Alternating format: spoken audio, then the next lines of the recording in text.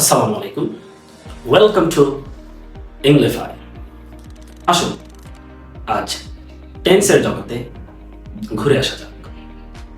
একটি ভাষা বলতে, পড়তে, লিখতে টেন্সের কোনো বিকল্প নেই। আমি আপনাদের কনভেনশনাল যে মেথডে আমরা টেন্স পড়ে আসছিলাম সেই পদ্ধতিতে পড়াবো না। আপনাদেরকে টেন্স এমনভাবে উপস্থাপন করার চেষ্টা করব যাতে আপনারা রিডিং, রাইটিং, লিসেনিং, স্পিকিং এই ভাষা বোঝার যে চারটি মূল মন্ত্র আছে তাতে অ্যাপ্লাই করতে পারেন। আসুন, টেন্স টেন্স মানে কাল বা সময়। টেন্সের দুটি দিক রয়েছে, একটি হচ্ছে অ্যাসপেক্টস অবস্থা, আর একটা হচ্ছে টাইম বা সময়।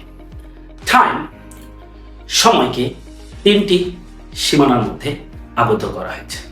একটি হচ্ছে প্রেজেন্ট, যা দ্বারা আমরা বর্তমান সময়কে নির্দেশ করি।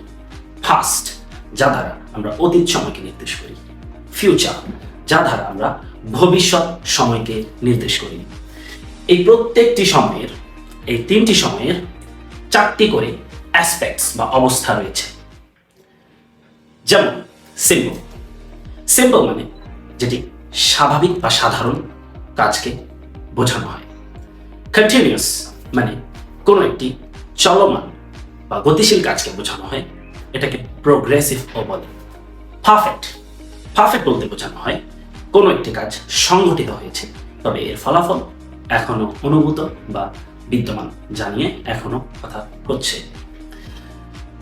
পারফেক্ট কন্টিনিউয়াস এর মানে হলো একটি নির্দিষ্ট সময়সীমার মধ্যে একটি কাজ চলমান বোঝাতে পারফেক্ট কন্টিনিউয়াসের ব্যবহার হয়। পারফেক্ট মানে কাজটি অবশ্যই শেষ হয়েছে একটি সময়ের ভেতর, আর কন্টিনিউয়াস ওই সময়ের ভেতর কাজটি চলমান ছিল। এখানে আসুন আমরা এবার টাইমের সাথে অ্যাসপেক্টসের মিলকরণ করে বোঝার চেষ্টা করি।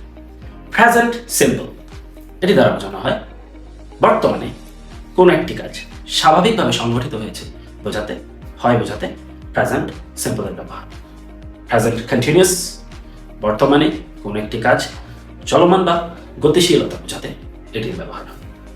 প্রেজেন্ট পারফেক্ট, বর্তমানে কোনো একটি কাজ সংঘটিত হয়েছে, তবে এর ফলাফল এখনো বিদ্যমান, জানিয়ে এখনো কথা হচ্ছে, সেটি হচ্ছে প্রেজেন্ট পারফেক্ট।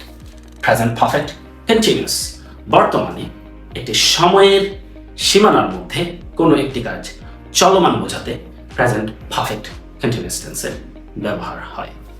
বলতে গেলে প্রত্যেকটি সময়ের চারটি করে অবস্থা রয়েছে। এই অবস্থাকে এগুলোকে বলা হয় অ্যাসপেক্টস, আর এদের বলা হয় টাইম বা সময়। এরপর আসি আমরা ফার্স্টের সাথে অ্যাসপেক্টস গুলো বোঝার চেষ্টা করি। ফার্স্ট সিম্পল, ফার্স্ট সিম্পলের ক্ষেত্রে অতীতে কোনো একটি কাজ স্বাভাবিকভাবে সংঘটিত হয়েছিল বোঝাতে ফার্স্ট সিম্পলের ব্যবহার হয়। ফার্স্ট কন্টিনিউয়াস, অতীতে কোনো একটি কাজ চলমান ছিল বোঝাতে ফার্স্ট কন্টিনিউয়াস এর ব্যবহার।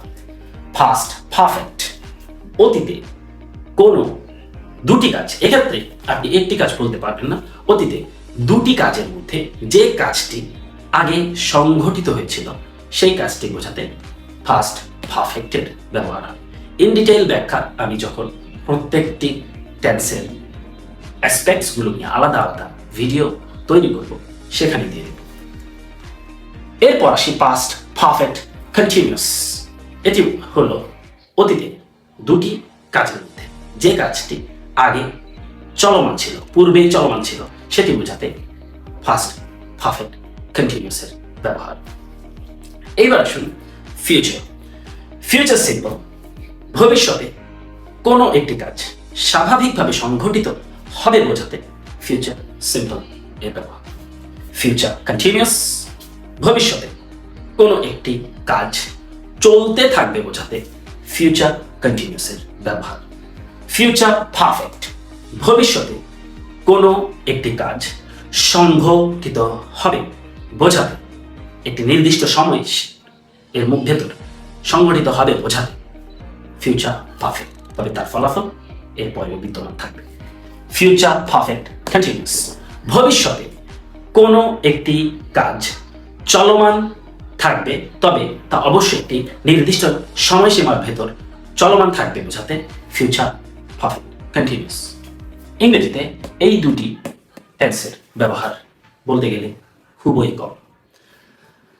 তাহলে আমি আপনাদের এই চার্টটি আজকে ব্যাখ্যা করে দিলাম। এইবার আমরা দেখি টাইম এবং অ্যাসপেক্টস মিলিয়ে টোটাল 12টি রুলস দাঁড়ায়।